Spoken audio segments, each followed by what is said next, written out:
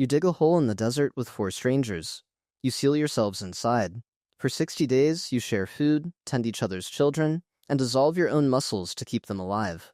On day 61, the first daughter hatches. Within hours, you murder all 4 of them. Every founding alliance in your species ends this way. The percentage is not 95, it is not 99, it is 100. 5 queens enter. 1 queen leaves standing. You are a queen. And this is the least cruel thing you will ever do. Rewind. You don't hatch into light.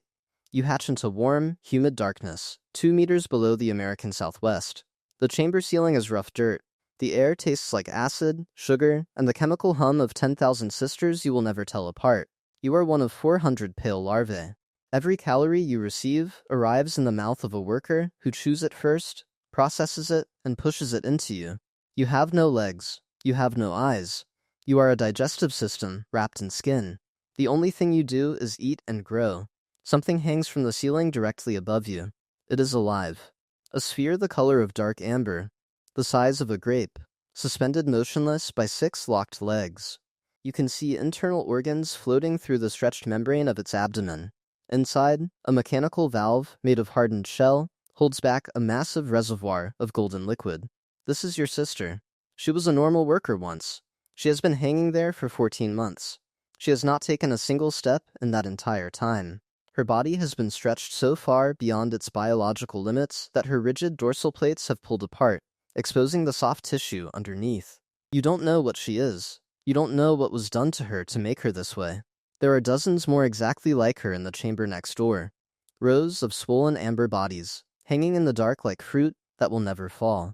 The workers tap their antennae against the hanging bodies when the colony is hungry, and the bodies open their mouths and surrender a drop of what they hold. They are not fed for their own survival. They are fed so the colony can drink them later. The dark is the only thing that doesn't change. It has no edge. It has no rhythm. You eat. You grow. You shed your skin. You spin a casing of fine silk around yourself and vanish into a cocoon. Skip forward. You emerge with wings. Out of 10,000 daughters, you were one of a few hundred built for a different purpose. Something in your body chemistry is fundamentally different, and the colony recognized it before you did. The workers feed you premium proteins. They groom your 4 delicate wings. They keep you deep in the lowest, safest tunnels, far from the 60-degree surface heat that could boil your cells in minutes. You wait. For weeks, you do nothing but wait. The workers around you become restless. They move faster. A chemical signal builds for days, vibrating through the floor. Then, the barometric pressure drops. Rain hits the desert for the first time in 4 months. Water soaks into the cracked soil, and the humidity in the deep tunnels violently spikes. The signal crosses a critical threshold. Every winged body in the nest starts climbing. You have never seen the sky.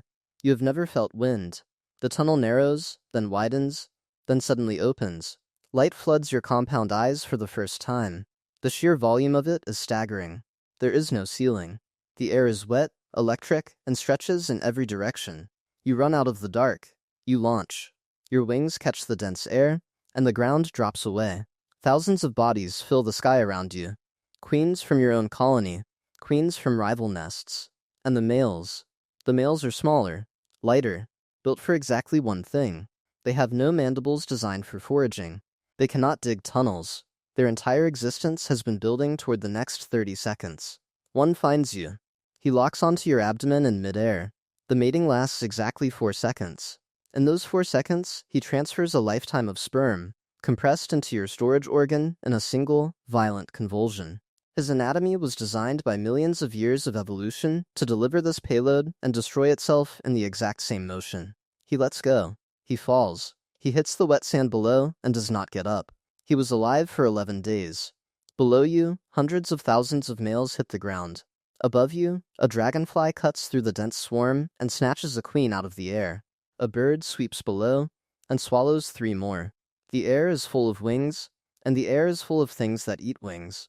9 out of every 10 queens who launched into the sky will be dead before the week ends. You land.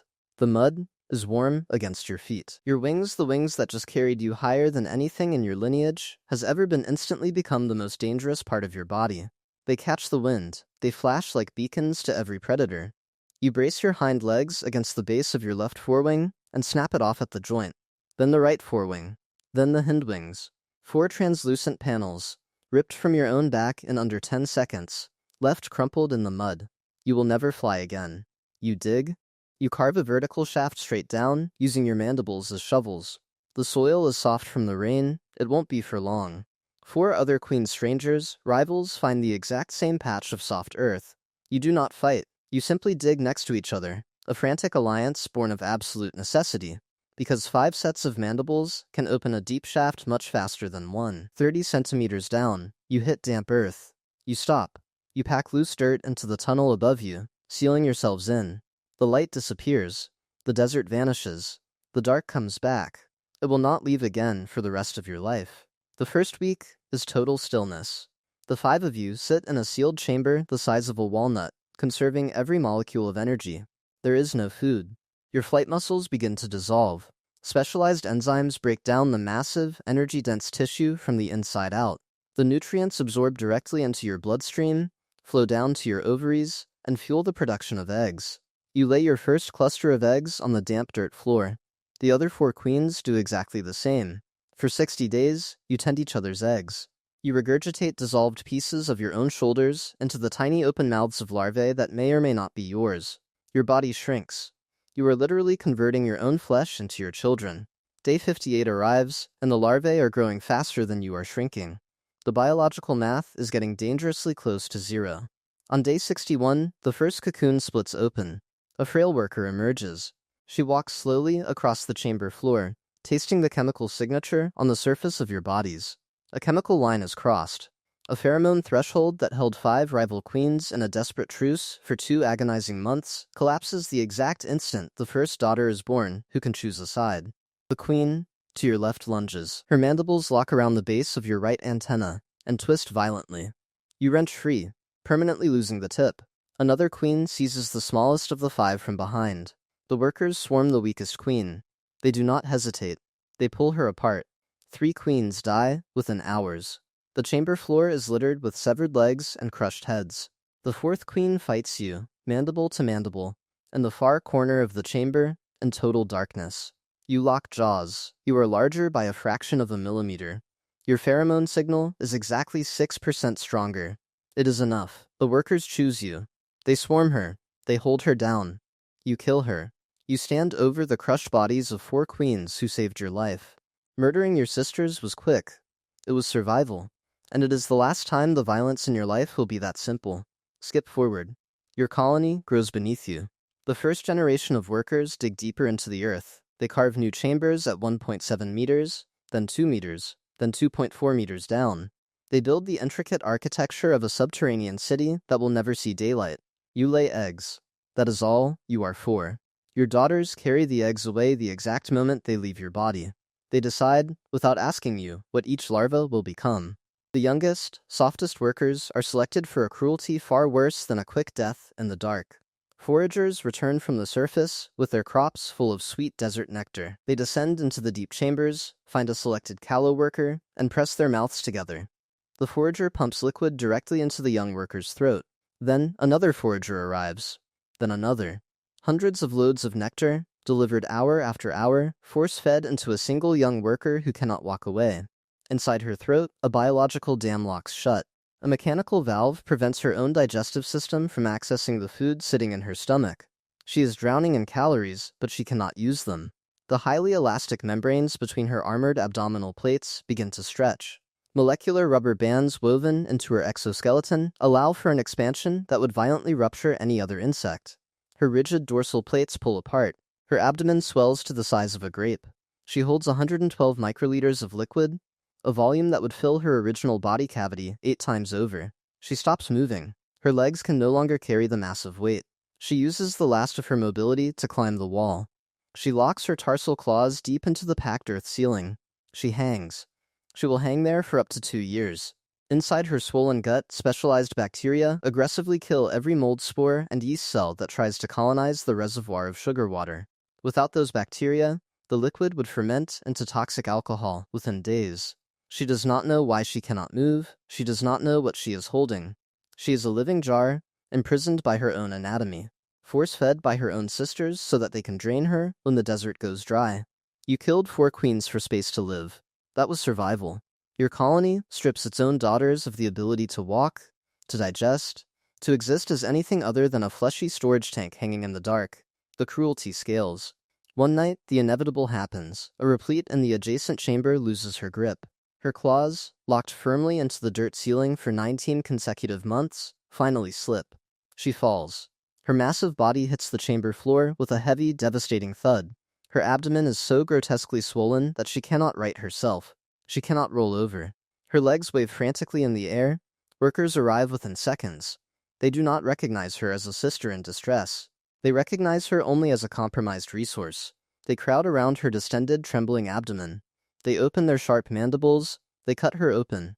The fragile membrane splits. Golden liquid violently spills across the dry chamber floor. The workers do not hesitate. They drink frantically, racing to salvage every single microliter before it soaks into the dirt. The fallen sister's body, now emptied, deflated, and bleeding out, is dragged by her antennae to the colony's waste tunnel. If the colony had drained her slowly during a long drought, she would not have died. But she would never have truly recovered. Either, she would hang from the ceiling with a permanently flaccid abdomen until she finally died of old age. She was disposable the exact moment she fell. You killed 4 queens to survive. The colony kills its own daughters for efficiency. Your soldiers patrol the surface. They operate strictly in the 20-minute window just before dawn, when the sand temperature drops low enough for them to survive without cooking from the inside out. You share this desert. A rival colony, the exact same species, driven by the exact same desperate needs, sits just 40 meters to the north. Their foragers cross the invisible boundary into your territory. Your workers intercept them. Hundreds of your daughters and hundreds of theirs meet on the flat sand. They rise up on the tips of their legs. They inflate their abdomens and walk on stiff stilts, pretending to be twice their actual size. The display lasts for 3 full days. No one bites. No one bleeds. They are measuring. This is a biological algorithm calculating the exact size of the enemy force. Your colony looks smaller. They come for your nest. The raiding party hits your tunnels at terrifying speed. They push past your outer defenses. They overwhelm your soldiers in the narrow choke points. They pour into the deep nursery chambers. They find your larvae white, curled in the dark, entirely defenseless. The invaders seize them and carry them out of the nest in a continuous stream. They find the Repletes chambers. They do not slow down. The hanging bodies cannot flee. The raiders slice them open exactly where they hang, drinking the spilled nectar from the floor. The stolen larvae do not die. They are carried 40 meters north into the rival nest. They hatch weeks later. They emerge surrounded entirely by foreign pheromones. Because ants identify their colony solely by chemical signature. These stolen daughters never develop a single memory or instinct that tells them they are serving the exact colony that slaughtered their mothers and drank their sisters. They work. They forage for food. They feed the rival queen's repletes. They fight and die in the rival queen's wars. They will spend their entire lives as slaves, and they will never know it. This is the ultimate expansion of the violence you started on day 61. It is no longer just murder for survival. It is the systemic kidnapping of the unborn, the complete overwriting of their identity, and their forced conscription into the empire that destroyed their family. You survived the raid. Your numbers drop by 40%. But you are still here. You are still sealed in the dark. Skip forward. You are 9 years old. Some queens, built from the exact same biological blueprint as you, have lasted 23 years. You have been laying fertilized eggs, using the exact same stockpile of sperm you collected in 4 seconds of mid-air mating a decade ago for 3,285 consecutive days. Workers born the month you hit 8 years old have already died of old age. The average surface forager in your colony survives between 11 and 170 days. You have outlived millions of your own daughters. You have outlived entire generations who were born, served the colony, and died, all in the time it takes you to finish 1 single year. You don't know what daylight looks like anymore. You only know the constant, rhythmic vibration of millions of footsteps moving through the tunnels. You know the chemical taste of your own eggs leaving your body. That is your entire universe. In a small research station in Arizona, a dedicated myrmecologist tracked a queen built from the exact same genetic blueprint for 23 years. He mapped her workers' lifespans against hers. There were millions of microscopic bars, each one representing a worker who lived frantically and died in a matter of months. And next to them, there was one single, solid line, stretching across the entire graph, completely unbroken, for 23 years. 23 years of laying eggs in total, suffocating darkness. 23 years of being endlessly cleaned by daughters she could not distinguish from one another. 23 years without ever seeing the 40 seconds of open sky she touched just once. When she finally stopped laying eggs, the collapse of the colony was just quiet arithmetic. No new eggs meant no new larvae. No larvae meant no new workers to replace the ones that were dying. The existing workers aged out, and no replacements came. The Repletes in the deep chambers, untouched and still hanging patiently from the ceiling, slowly emptied as the starving workers drained them in a desperate bid to survive another day. The last Repletes hung from the ceiling with completely collapsed abdomens. The last surviving workers carried the last remaining larvae through the dusty tunnels in aimless, confused circles, following faded pheromone trails to empty chambers. The intricate tunnels stayed. The massive chambers stayed. The dark stayed. Nothing else did. You murdered 4 queens on the day your reign began. You pinned them to the dirt and crushed them in the dark. And you thought it was the most violent, brutal act of your entire life. But you were wrong. You spent the next 2 decades as a prisoner in a hole you dug yourself. You birthed millions of daughters into a biological machine of absolute, unfeeling utility, a machine that turned them into living jars, a machine that sent them to die in the heat, a machine that kidnapped the unborn and enslaved them. And you fueled this machine relentlessly in total darkness, until the exact day your body finally failed, your ovaries dried up, and the machine simply abandoned you to die. You were a queen. And the murder on day 61 was the gentlest, quickest, least cruel thing you ever did. There is one more creature that builds a complex civilization underground. It does not dig with strong mandibles. It grows its massive empire one invisible cell at a time, silently threading through the soil, waging a brutal, unseen war against colonies exactly like yours. Next time,